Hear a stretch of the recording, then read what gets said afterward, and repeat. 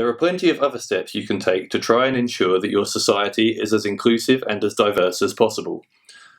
These include: first of all, know the characteristics of your membership.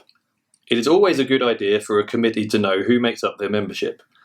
LSESU staff in the ARC can provide you with demographic data about your members so that you can see, among other things, the male-female ratio of your society, the ethnicities and nationalities of your members, the undergraduate-postgraduate ratio, and more.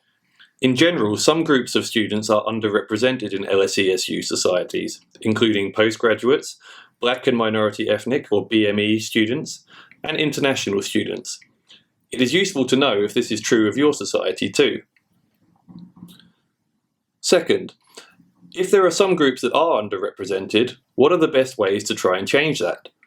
One way might be to introduce committee positions that focus on those groups.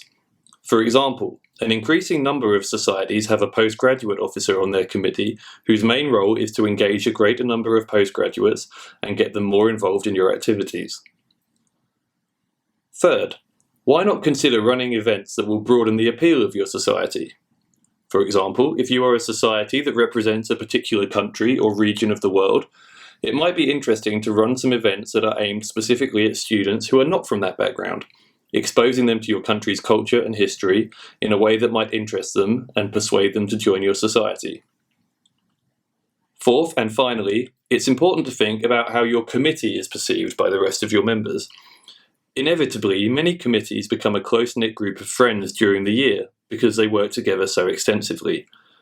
That's great, and there's nothing wrong with that, but you want to be careful to avoid others perceiving the committee as an exclusive clique that is not receptive of input from outsiders.